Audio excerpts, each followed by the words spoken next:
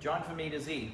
Want to talk to you about the battery shortage and about the difference in batteries and what happens when you buy an inferior battery. So when you buy an inferior battery, and what I mean about an inferior battery is, if you look at this battery, this is not flush. This battery requires an adapter to be used. This battery is flush. So when your battery cable is against this has the best connection. You won't have a melted battery terminal, or you won't have hard starting, because in like a Dyna or a Softail, they take a small battery like this. If you use an inferior battery in a Dyna or a Softail, you have a poor connection, which is horrible for your starter. And not only horrible for your starter, these inferior batteries vibrate to death, and the plates inside of them will weld together, and they will short out your voltage regulator. Then they short out your stator, which is, this is your alternator generator in a Harley. And if you can see where this is burnt, this is where the oil line is in your primary. This sticks up out of the oil. And when you have an inferior battery that shorts out, it cooks this. Well, that's an $1,100 to $1,400 job. I'm explaining this to you today because I want you to have the best battery life and care that you can. Of course, I like to sell batteries. I don't really like doing stator jobs. It stinks. It's an ugly job.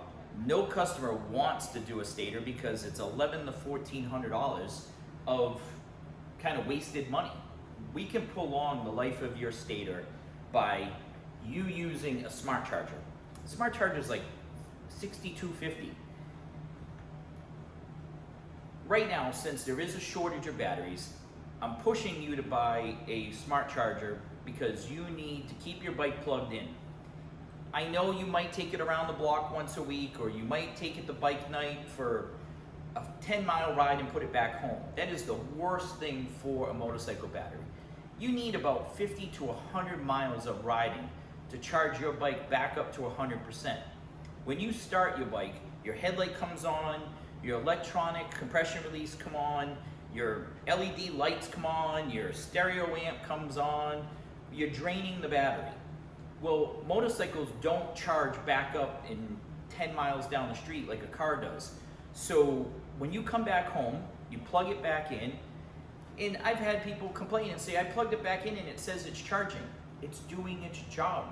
It's charging. So when you come back out the next day or a week later, that charger should be flashing green. That means you have 100% charge in your battery. If it's showing yellow, that means you're marginal. If it's showing red, that means you got a dead battery. So we're having some trouble with supply chain on batteries. We have a lot on order. Give us a chance to try to see if we can get a battery for you in a timely fashion. If not, get a battery from Harley.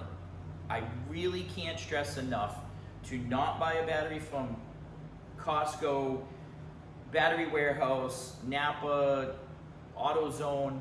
If you have to get one of those batteries because you're stranded, that's a different story. But if you can, and you're starting to have trouble with your battery, let's get a new battery for you, or get one from Harley-Davidson. The Harley-Davidson battery is a good battery and doesn't cause these problems with the stator. The battery we use is a good battery that doesn't cause problems. We've seen a lot of stator failures and voltage regulator failures from a cheap inferior battery. You've been warned.